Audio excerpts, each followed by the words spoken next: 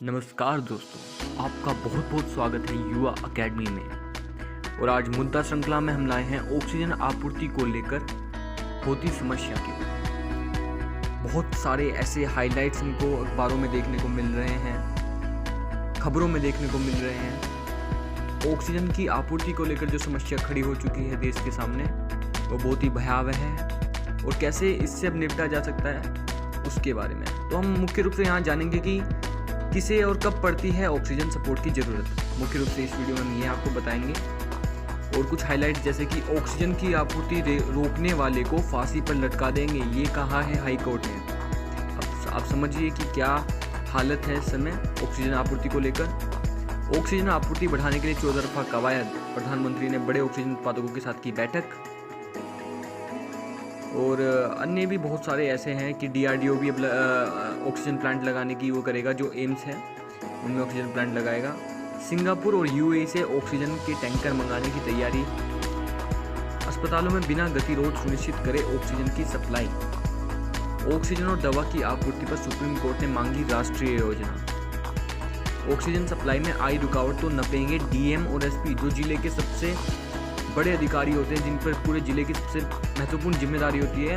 अब वे सीधा जिम्मेदार होंगे अगर ऑक्सीजन सप्लाई में कोई रुकावट आती है। तो ये साफ साफ कह दिया है प्रधानमंत्री जी ने। ये अब देखिए अब होता क्या है। तो ऑक्सीजन आपूर्ति की मुश्किल राह है। कोविड महामारी के लंबे दौर के बावजूद अस्पतालों में ऑक्सीजन की कमी की समस्या ने गंभीर चिंता पैदा करती है।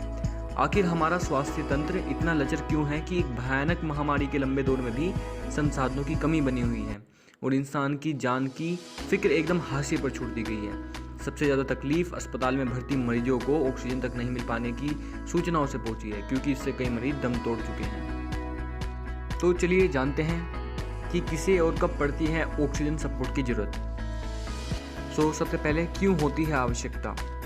जब ऑक्सीजन सैचुरेशन यानी स्तर 90% से कम हो जाता है, तब ऑक्सीजन सपोर्ट की ज़रूरत होती है।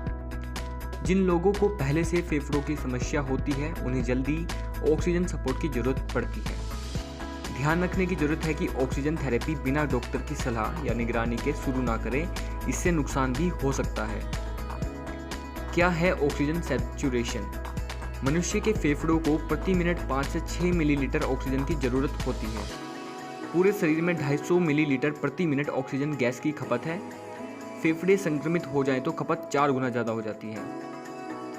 कम सैचुरेशन के कारण जब हम कोशिकाओं से हवा लेते हैं तो लाखों वायु कण हमारे फेफड़ों में आते हैं। ऑक्सीजन अंदर चली जाती है और कार्बन डाइऑक्साइड बाहर आ जाती है। कोविड-19 के कारण फेफड़ों में सूजन आ जाती है और इसकी वजह से ऑक्सीजन व कार्बन डाइऑक्साइड अलग अलग नहीं हो पाती। कई लोगों की कोशिकाओं में संक्रामक तत्व आ जाते हैं और फेफड़ों तक रक्त पहुँचाने वाली धमनियाँ बाधित हो जाती हैं। इससे सांस लेने में परेशानी से लेकर न्यूमोनिया आदि की समस्या हो सकती है। इसके बाद ऑक्सीजन सपोर्ट की ज़रूरत पड़ती है। फेफड़ों को नुकसान पहुंचने पर क्या होगा। जो हल्कम व मध्यम मामले हैं, उनमें सामान्य फेस मास्क के साथ मध्यम प्रवाह पर ऑक्सीजन दी जाएगी। जिनमें गंभीर मामले हैं, उनमें नाक के माध्यम से ऑक्सीजन का उच्च प्रवाह दिया जाएगा और जो अति गंभीर मामले हैं उनको वेंटिलेटर सपोर्ट दिया जाता है। कोरोना काल में ऑक्सीजन की जो जरूरत थी वो पहली लहर में लगभग 41.5% और जो दूसरी लहर कोरोना की है उसमें 55% तक में ऑक्सीजन की जरूरत पड़ रही है।